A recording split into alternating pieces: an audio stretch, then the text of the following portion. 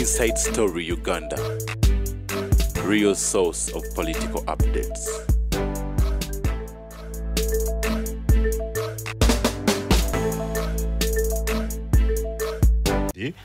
When Dr. Matthew Chirabo was arrested for allegedly killing his girlfriend, he said mafias are targeting Justice Bamugemereire, his relative. When Muzanganda's son was released after allegedly killing his wife, he protested. Why? Yes. It's very different. Okay. So, tuja kumula today wali tubadde. Abazungu bintu bisatu. Kankubulire. Abazungu balina kye bayita engagement. Balina talks. Balina regime change. Abadugavu tebapimanyi, tebasoma diplomacy. Abazungu bagamba Gaddafi nga ne Zuma waali nga bayisa UN abakulembeze bwa Afrika nga mwebali no fly zone. Balowooza nti ennyonyi za Gaddafi kutambula. Twakuganya okufumba emmere wano ne sefuliya tuzikuba n'amasowaani tugaasa buli kimu ekirireetedde n'emmere tukikuba. Bagenda okulaba abaddugavu nga bawanise no fly zone ye balaba nnyonyi za Sankoze France nga zikuba. They don't understand these diplomatic languages. Kati mu Uganda bakyali ku engagement, boolekera regime change. But what helps Uganda is simple. Mu region temuli mu regional stabilizer like Uganda. Ensi ekizifuula ensi ez'amaanyi, military powers. Not even Kenya? The geographical position of your country, the ideological policy of the country, your foreign policy. So even Kenya is not a regional stabilizer? No. A country that cannot sacrifice its children for overseas interests is not a country. That's why China sees it tokola na alliance. China takuba mundu bweru.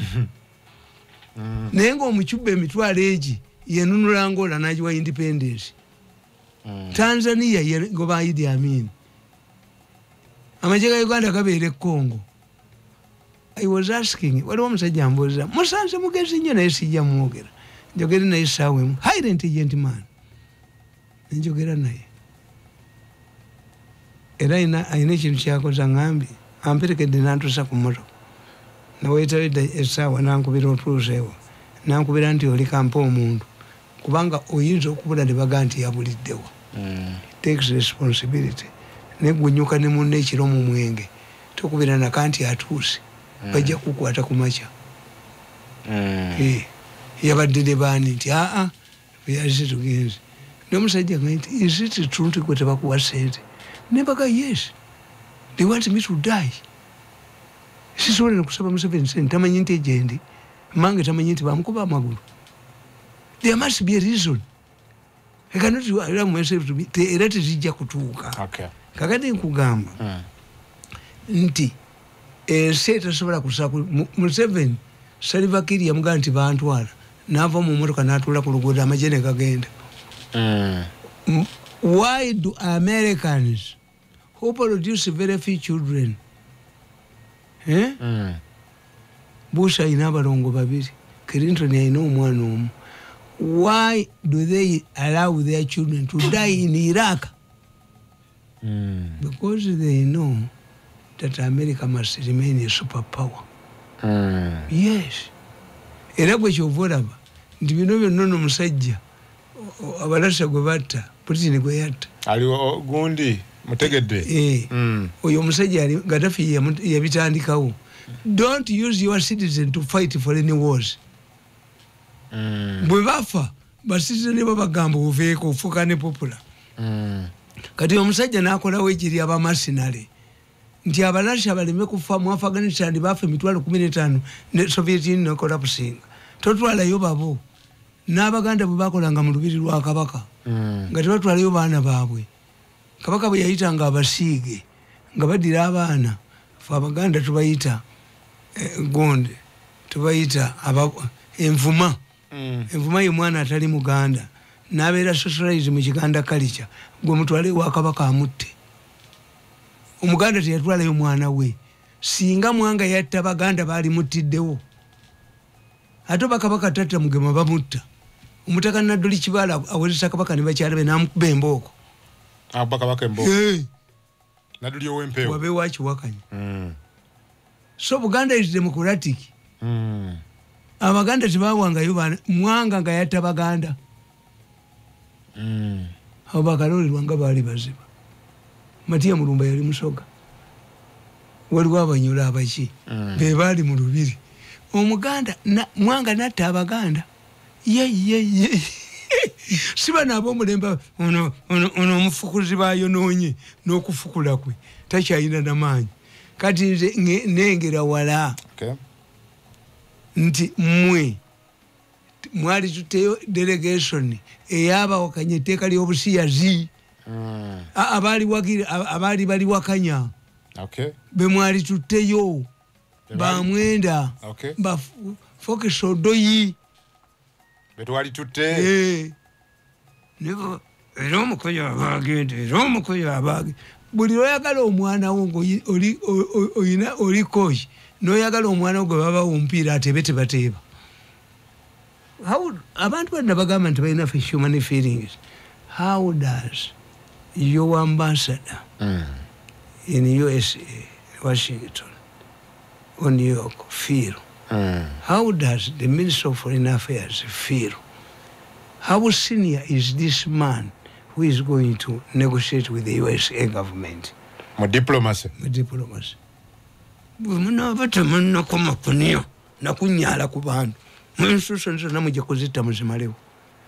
I quarreled with Sally. Nemuga Sally. Toyinza kubeera Jukulu. Nabanja Naija, Prime Minister. Vice President Naija. Akusange Kulu. Abawana ne bubuuza. Nze bwengende wa Sally. Nalwa okunda banga ngenda. Obwana bukubempa kambuwa maka milioni ne Mirundi ani asobola. Family bwe bwasoko okulaba Sally. Siddayo. Tokiriza okujogibwa. No, need the status. Omanyife batugamba mbyobufuzi nti chart eyo te reflecting a political power. Political power is measured by the distance between where you are and so political power. Nti abana ba President Museveni nga bakugambye abawala tukutwale wa Museveni encha. Nabanja nakugamba oba Vice President nkutwala lwaleero olinda ki? Ngenda nabana ba president bali bamulaba informal onamulaba formal aina kusoka kukola appointment Museveni bwaba sinkanya abantu waliwo be bayita abagondi abapolito bayimirira mulyango nga bamulaga nti edakika zoyo ziweddeyo yes there is a department yomuve ku budde bwebo babayita bagondi nga walabe ebintu wabera muzeta yes they are organized nti why nanga bantukire wa Museveni omungambire nga naye nyine ndakika bamwate tamazeyo bibye nga kwogerera yati soboka yes I used to see ministers panicking, urinating. Ministers to see the president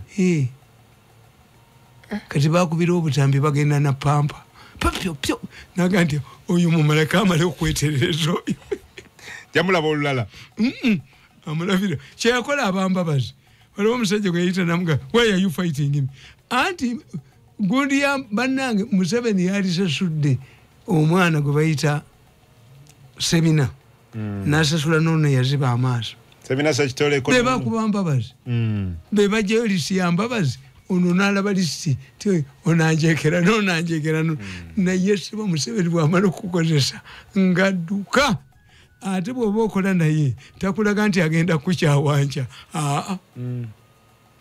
no akulaga nti muli mwenna yes era nti bano basajja mbagamba nti gwoba oyina kyewabakola tolowooza nti bakusajjawa nagamba oyo lieutenant general ne mugadde bw'onoofuula omulokole n'okola otya wawasa mwenyina wa Kirama mwali mu RPA omanyi abeena ebewattanga tonayingira iyo PDF agabaddemu amaje comfortable yali mu RPF yali musajja w'amaanyi yava mu nduli nagana okuyingira n'amaje nga balina ekirama kirama yatta abeena bamanyi obungi ate naawasani bamumanyi agenze mugundi abadde kambe chief of staff abadde ko atererayo ate yamusinza amaanyi era president byamu obwambassador ali wabwe atudde emitwalo 2 jamubula ne mugande goloza bakwerabira namiti muwanga Paulo yagenda Germany nasinga na kirunda kive jinja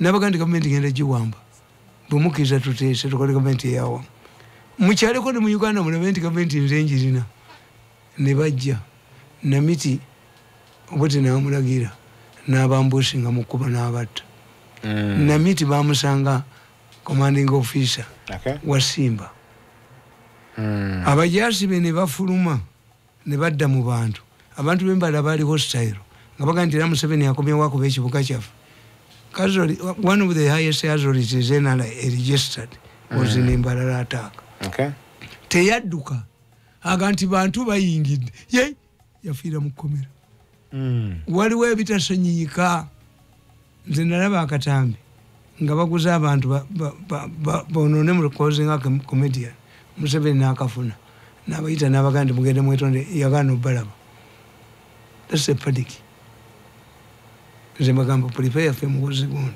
so kakati ebyo ebintu mubitegeere nti bali abazungu bo bali bwe bati abazungu balinga bwolaba abawala bwabo ku nabbi waabo abaana badini makamu lupapula lwamuli baluzanyiramu ne bakola bite contest ne bagamba nti anenabbi abakubaawo kuba n'abawala yalironzeeko yayeye abawala bubazira products zonna eziva e Denmark Rushidi yakola ki bali abazungu kasaba kugamba nti eno right yaffe tetunnagikugamba lwampaka dembe lyaffe tetunnagulako buutu y'akazimba oba yamubaje tewali gwe bafungudde lwampaka mweteeka likome kwafungula buutu olw'empaka naye baba bayiyiza gwatalyanga ku mbizi oba nseno manyi nti ziwooma oba babafunguzi ba buutu bakigukamu ng'ate buutu yakabi abakizuula kasita omuzungu adde ekintu nakifuula right toyinza kirwanyisa bodi region ewaabwe tekolayo naga tugende ku Sobi kakati njagala onsomere akatabo Sobi anti njagala osome Sobi bejatiddwa basobi bangi nnyo bajja batta yes bakulo fwa bakabusenga nedda toyagaliza abantu bintu ebyo anti babakozesa ne babasuula mainly government zonna eziri mu Uganda zikozesa nnyo abaganda abataasoma why omuganda atasoma muwe piso ne botamuwa sente akalekale ku kyalo oyo abeera n'embabazi oyo ewasale ayingira buyingizi takonkona kyakola abawala ku kyalo abakazi bonna bba n'amala ne mundu neyekubisako ekifaananyi nesale kuba abaganda baba training nga batya nnyo abakulu oyo ayita mumanju n'afunayo ki kakati ffe abayigirize tetuyina naavu zeezo when I go to Salah I talk to him like an equal we share knowledge yes when the president used to call me I used to tell him ate Museveni listens he can disagree with you naye kyotakola byo discussions kubyogera mu bantu if it is one on one with him tayina bizibu naye ekibi bye yakugambye nga bino binala ku mawo yaga twateesa kino na kino nabyo era olunaku lumu oyo sekandi nga bagenda omuwa obwa vice yampita nanga nti omukulu angambye nkulabe nemuganzi what I know bagenda kuwa obwa vice the second one I know president abadde anyigira nnyo Bukenya kubeera tukiyita wankulu bbiri waliwo ekisota mukiyita mugoya namagoye fe tukiyita ekirumira mpuyi bbiri empuyi ze sides Museveni gyoyogedde naye Bukenya lyakiriza mu tteeka ly'ettaka ne ligenda Bukenya liga etteeka lirimu gano mbwagenge g'amaaso then you are not a leader waliwo yali akigobye Amelia n'afukamira n'amugamba ebbaluwa n'agikwata ng'akigobye contradictions. Eteka ina maaso. Hey, are you a reader? Toli reader. Okay. Design. Kale, mukatawo kano. Ganagaganda. Abaganda bambi abatali bayigirize. Tubasaasire. Tubawe guidance. Nti aba western abagezi nnyo. Bakwata power. Nga bamaze okulaba ekyatuuka ku banubbi. Ku mulembe gwa Amin. Nga bamaze okulaba ekyatuuka ku bakyoli n'abalango. President be yali awamba Kampala. Waliwo ekibinja ekyali kiva Entebbe. Ye gundi n'adduka. Yaddukira mu helicopter. Waliwo ne benzi ye gye bakubirawo ewazanira. Naye abantu bakuba abaserikale. Abanyanya. Kati aba western bagenda okukwata power bali polished. Njagala nkubuli walolabye omunyankola ajja ku scene of crime. Tebajja. Wa basigala bali. Wa ne baba abantu ba ku police obawa ye DPC munyime mu office ngatudde bwati. Era beba kubye tebagamba tigundi yatukubye abalinja lya Muganda. Yowuliya. Ebigoba abantu mutaka byonna biganda. I'm telling you, our Western have insulated themselves. Gwenjagala ombuulire. Ensi yonna abantu bamanyi convoy. Ani amanyi convoy ya Muhoozi nti yeeyisaawo? Ani amanyi convoy ya Kyangu kyakutegeera nti ye Muhoozi. Abajooge ensi bamanyiddwa. Si ba family ya Kaguta. Bamusi. Okay, kati ono msajja. In fact, one of amakampuni gabagobi mu America bagayi kampuni bagiyita Amos. Omanyize bambuuza. Amos. Bandiko wano ne bazimba nga zisekoko. Me. Ojoga nozimba nga sekoko manyi influence yange. Okay, but Sobi yali akola nnyo ne General Kaka. Ani? Sobi. Ali kyengu. Yatugambanga nnyo nti Sobi. Kaka akuuma. Lolo ye yakola ki? Era neewunya omwana okuvayo nti ndi mwana wa Sobi. Omwana abadde nga baboogera. Bakuyigga eggwe. Abasekitawo bamanyi engalabe. Mpulidde n'okolera akaferefetta entama. Nze mbadde mwenda wa Sobi muntu. Nempulira n'omukulu w'ekikanga naye afuntula entama. Mutubalira abaana baffe ekyamuse. Yatta batono. Asasula bbanja. Emizimu egigenda okuba ewammwe ogimanyi gwe bungi. Nze wanudde. Aba ADF bali batudde. And I have the recordings. Nga bagala kutta Nakyobe. Omusajja n'abagamba nti nze kati samuleeta Sobi nga mbivaamu. Sobi atta n'akalya yekka. Waki tuno ne Kanyankole eruzira? The man said. Omusajja n'abagamba nti bati pulaani yaffe Mirundi yabyogedde byonna yabyogedde ku NBS. Tujibimize. Omusajja n'agamba naye pulaani enennumye. Mwenyebonye ne zino bazokazi. Nazinye ku kizinga mu nnyanja mu Lake Victoria. Tuzireetedde ku kinaala. Mu kutiya za musenyu kuba amanda bagakuba. Tuddeyo nga tetukoze. Alumu obutatta. Omusajja n'amugamba nti byafulumye. Mirundi si we mu 16. Mirundi si wa Mossad. Mirundi si wa Sebongo omusajja wa ADF ali polished. N'abagamba Mirundi. Mmwe mwayogedde n'ekintu kisobi ekinnankwe. Era bajja bwekimana n'ekikozesa nga bakitta. Omusajja wa ADF bwe yayogera.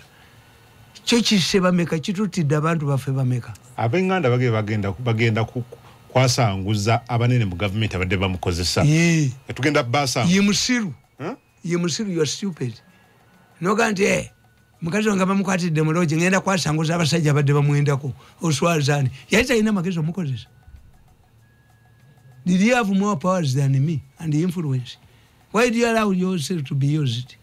Era ne ku mulembe gw'obote Suraiti Katerega waliwo omusajja ali eyo mugundi egayaza waliyo nnyendo za minwa nsimbe ng'ali eyo gundi yatta abantu gundi Suraiti Katerega yatta muganda wa Muwanga Kafuuma era nga ge gali eyo Kaganda ebigo by'abantu mu ttaka biganda kiwe pistol abe tebirina future. Bagambye Sobi si muntu ki alinga kino ekyekibakwira mu ndeewo ekyateeka omusajja mu gundi kiba kiwana kyakwata omusajja nekimuteeka mu loogi ne mukazi we nga bwekiddako mukazi bwekikuba omusajja paka lukyama bakikuba ne bakyasa family zisanasanyizibwewo ng'embizi ezo zebasula mu nnyanja. You don't feel anything? No, he would kill me. Kyembagamba nti why am I annoyed? Bwe nkuba Sebagala nti yasoma abantu ne bagenda ne bookya UNEB Museveni Sebagala gwawo bwa minister. What if these people find me on the way? Abemmengo balumba nyabo ne bamukuba batula nabo n'abawa ssente. That's a contradiction. Politics tatambuzibwa bwatyo. Politics is for rewarding. Alliances, not dog, hunting a dog to hunter, not slave to master relationship. Bamutidde gomba musonga za ttaka. Naye yabadde yeteeka mu ttaka ye mayanja. Do you know the people who fight over land? And do you know the reason why they fight over land? Abadde yefudde kanyama ne bamwasa. Omanyi abali mu ttaka gwe. Basirika manyo todduka. Abali mu ttaka. Obamanyi. Bana interest mu ttaka. Beekuba abanaku ne babajjamu. Ne basigalamu munene ku munene. Olwesolingibwa munene ku munene. Why do we fight over land in Uganda? We are fighting, and you will find yourself in the camps. You are fighting over land in Uganda. One of the reasons is that land is not acquired for development. Land is acquired to partition it into small plots for sale. Kati if you don't reduce the costs, pollution no jitunda sente meka. Uinako samanke tricks okujja kabate mwenyo abatono ngabo bevarage. Oyinogula omulamuzi asibe bano ba tenants. Oyinagula lawyer abafule abajja ku bonafide occupancy abafule abasitami squatters. Oyinogula police batuntu mulewo. You don't want to compensate them. Adequate is not the law. The land law is adequate. Teka limala. Naye ettaka lino lyakuddamu kutunda. So to make the plots affordable, you must not compensate the tenants. Use manke wound. Ne bakwa kakati bakwata ebibinja by'aba Sobi. Ne bekuba ennyumba ekiro. Ekyalo kyonna bikikuba ne babiteeka ku lole ne bigenda. Ne baddayo. Anti ennyumba abagikuba etagenda ku tuyina kye tuzira zero destruction. Kati omulamuzi agenda kuzinza ku kya compensating. Abaana ne bagwena bikuba amayumba g'abantu. So, look at this problem. 3, what you have not discovered. So simplifying a technology. Nti, obunyonyi obwo bwemulaba. Edda twabuyitanga obunyonyi bw'olukka. Koze ennyonyi yekola bwakola nga save. Uganda yonna baagisafeyinga dda abafere. Bw'olaba we balwanira wonna waliwo minulo. Nabaga nti the largest gold mine mu Uganda eri Buyikwe. Kyekyo tisa akasajja kano. Nankabirwa yali yagidiikira yali nti.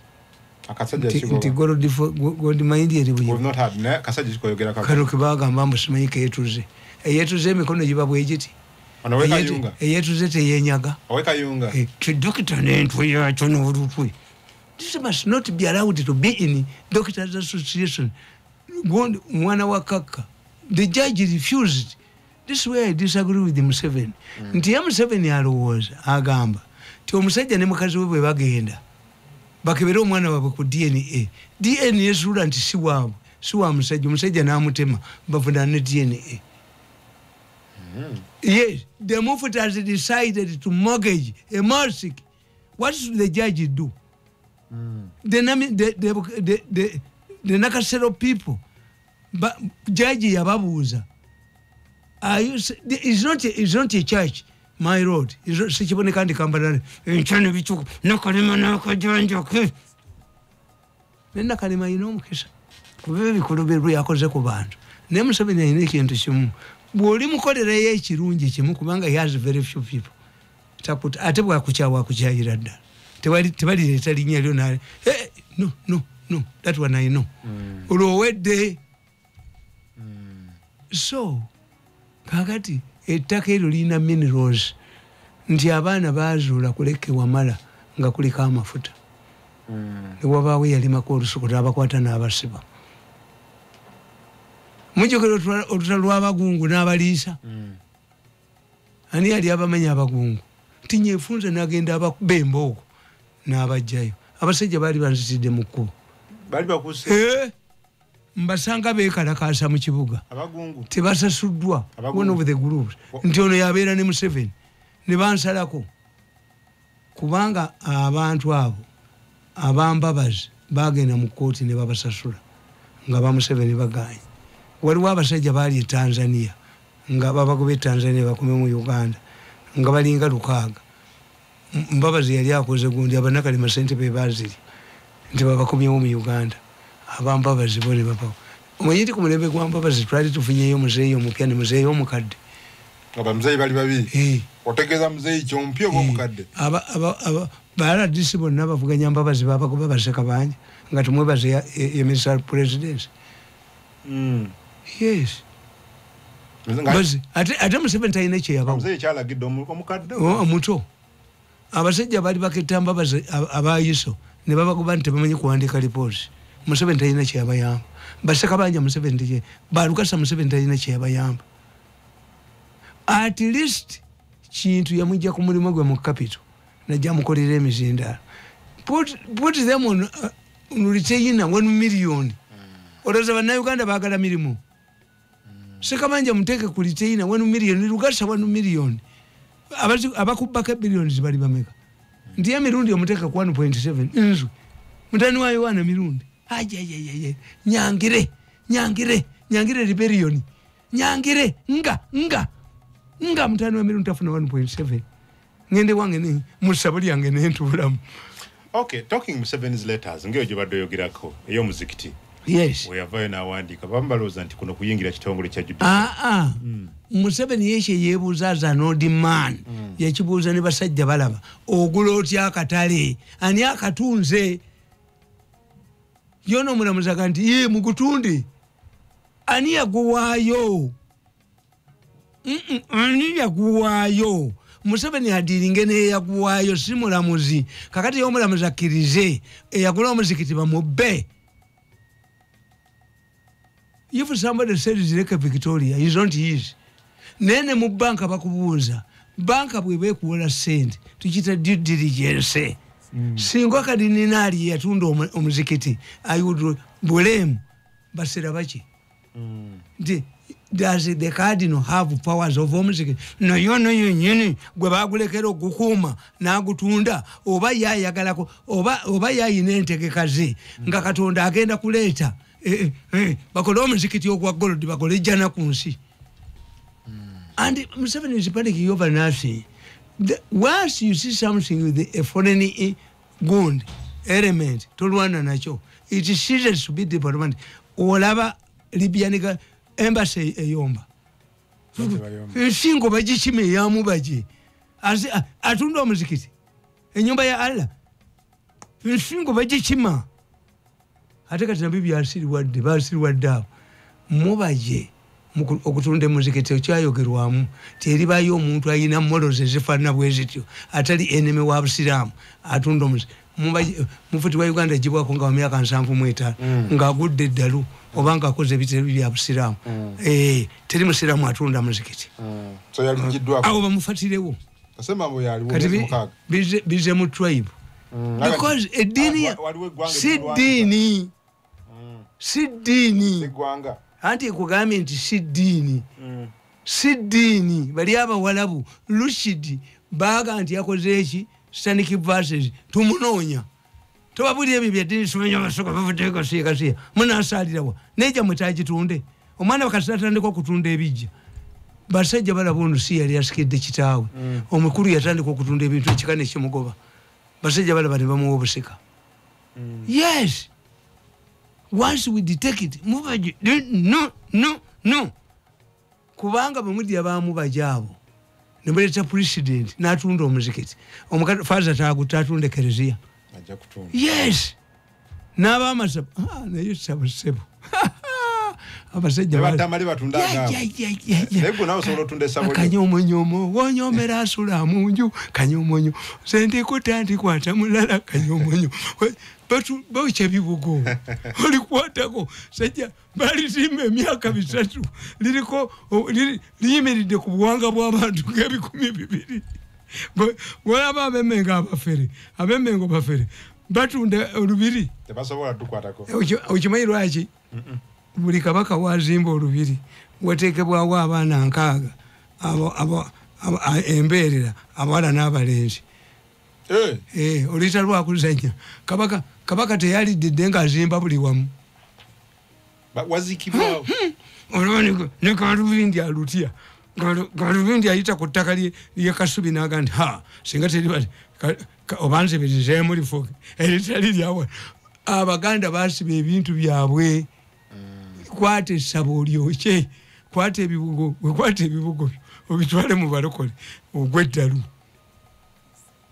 naye muzikiti oba ofuuse mukafiiri kati wagala nsome wano Sobi the power of Uganda mafias mwami Tamale kana katabo yakawandiika ndabako kitatta wano ndabako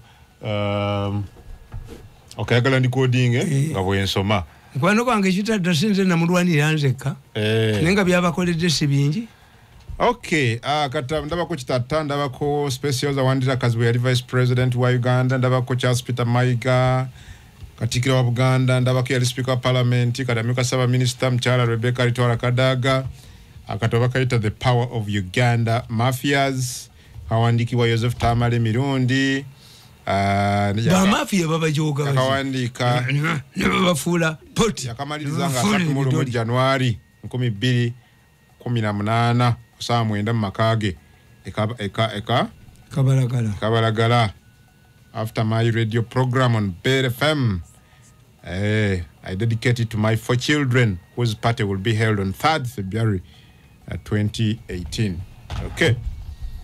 nakawandika 2018 ka myaka emekakati kati jijo jiweze myaka 4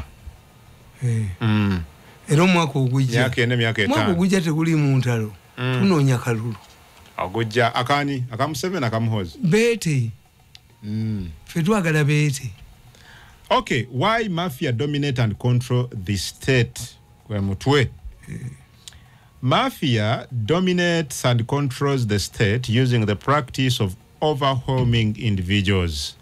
This is usually applied ngabo basobi nabeerako mu motoka nakolaki overwhelming bakuwa byotasubirangako.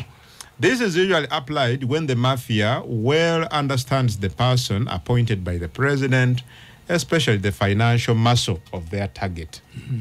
But they're truly excited. Usually, even if you appoint me minister, I'm capable. Once a poor or undeserving person is given a big position in government, he or she develops what is called as a rivalrism.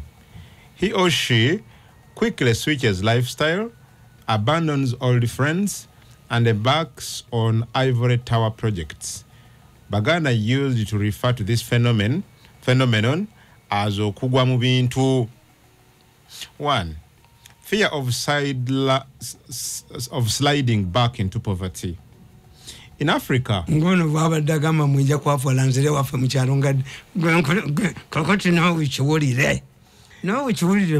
Africa, business deals depend on one's closeness to government. Take a look. Take an example. The former Vice President, Dr. Samson Chisekka, he owned the best modern farms in Uganda. However, immediately after he was sacked from government, his modern farms vanished, and what remains now is his grave. Dr. Chisekka's widow was saved from starving to death by President Museveni, who brought her back to Uganda from USA. Her relative, who was living with her in the USA, was arrested by police for illegal stay, leaving the old woman in the house and depending on handouts from generous neighbors. As for Dr. Samson Chisekka, he had to sell his hospital to government in order to survive. His successor, Dr. Specials Akazibwe, also suffered a big blow when she was shown the exit. Before falling from grace to grass, Speciosa was a good-looking woman with the big, rolling eyes. Her success in modern farming hit headlines, with publications labeling her as a celebrated farmer. Spe had a flourishing banana plantation as well as a piggery and a poultry farm from which she supplied several government departments. By the way, what happened to the famous Naigaga market? All is no more. When the mafia decided to steal money, they looked for her and rebranded her. This time again, she had been taken for a ride. Spe was almost detained in a hotel for failing to pay bills while on a trip to Rwanda. I was not surprised when Sunday Monitor offered her a full-page interview. My prediction is that she is being rehabilitated for another assignment. During the maligning sessions against her, she was accused of stealing Valley Dam funds, and a building near Makerere University was named Bidiba on false allegations that it belonged to her. Extension of privileges. The second trick employed by mafia is to give a person some privileges in form of either a vehicle which you must return once you are dumped. For example, Charles Peter Maiga, the Buganda Kingdom Premier, who used to criticize Museveni's long presidential fleet, he at one point wondered how a person could be escorted by so many soldiers. Maiga has been enjoying the same privileges, courtesy of the same government, he once criticized. This means that if he is confronted with a situation that forces him to lose such privileges, he would accept to be humiliated in order to retain his current status. I will not be surprised if he accepts to join the central government. Thirdly, mafias exploit conditions such as sickness or commercial loans. As a matter of fact, it is easier for a senior government official to access expensive treatment out of the country. However, this is another trick. Another trick. Much like the illiterate village women I highlighted in my earlier submission, leaders are ready to tolerate humiliation because dropping them would mean shortening their lives. The Speaker of Parliament falls into this category, and therefore she is ready to accept any changes.